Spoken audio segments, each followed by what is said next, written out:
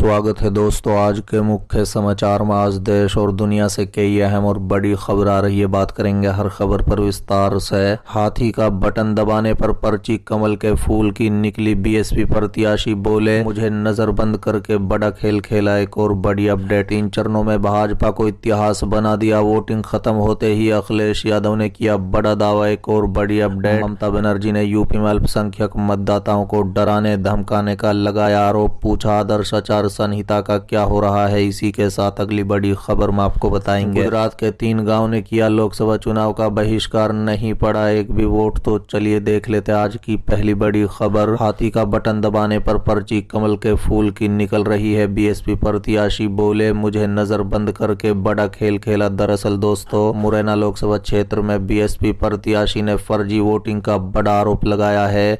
उनका आरोप है कि उन्हें कोतवाली में सुबह 7 बजे से बिना किसी आरोप के नजरबंद किया गया।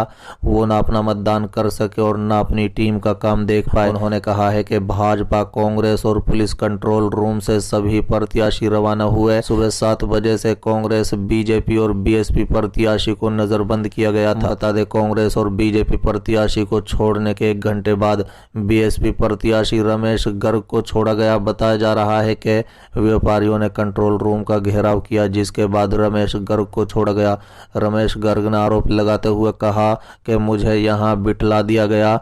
मेरे पास फोन आ रहे हैं कि फर्जी वोटिंग हो रही है। हाथी का बटन दबा रहे हैं लेकिन कमल के फूल की पर्ची निकल रही है। रमेश गर्ग ने कहा है कि वो मामले में जांच करवाएंगे। चलिए अगली खबर। 3 चरणों में भाजपा को इतिहास बना दिया। वोटिंग खत्म होते ही अखिलेश यादव ने किया बड़ा दावा। दरअसल दोस्तों, लोकसभा चुनाव के तीसरे चरण में मंगलवार 7 मई को उत्तर प्रदेश की 10 सीटों पर मतदान हुआ। तीसरे चरण के चुनाव में यूपी की 10 सीटों पर शाम 8 बजे तक आए आंकड़ों के अनुसार 57.34% मतदान हुआ। वहीं यूपी की 10 सीटों पर वोटिंग खत्म होते ही समाजवादी पार्टी के राष्ट्राध्यक्ष और पूर्व मुख्यमंत्री अखिलेश यादव ने बड़ा दावा किया है। सपा मुखिया अखिलेश यादव ने कहा, 3 चरणों ने भाजपा को इतिहास बना दिया है। सपा मुखिया अखिलेश यादव ने अपने सोशल मीडिया अकाउंट एक्स पर लिखा, 3 चरणों ने भाजपा को इतिहास बना दिया है। तीसरे चरण में इंडिया गठबंधन के समर्थन में हुई जबरदस्त वोटिंग ने साबित कर दिया है कि भाजपा कितना भी षड्यंत्र कर ले, लेकिन जनता फिर भी वोट डाल ही देगी। सत्ता पक्ष तभी वोटिंग में अड़ंगा डालता है जब वो हार रहा होता है। भाजपा जितने व्यवधान पैदा कर रही है, उससे जनता में ये संदेश चला गया है कि भाजपा हार रही है। 3 चरणों में जनता ने भाजपा को 3 दशकों मतलब 30 सालों के लिए देश की राजनीति से बाहर कर दिया है। कुल 7 चरणों में जनता भाजपा को आगामी 70 साल के लिए बाहर कर देगी। तब हारे हुए भाजपाई अपनी नकारात्मक राजनीति पर अपना सिर धुनते हुए 70 साल तक राग लापेंगे। बता दें कि उत्तर प्रदेश में तीसरे चरण में जिन सीटों पर मतदान हुआ, उनमें बरेली, संभल समेत फिरोजाबाद और हाथरस सीट भी शामिल है। पिछले चुनाव में संभल और मैनपुरी लोकसभा सीट पर सपा ने जीत दर्ज की थी।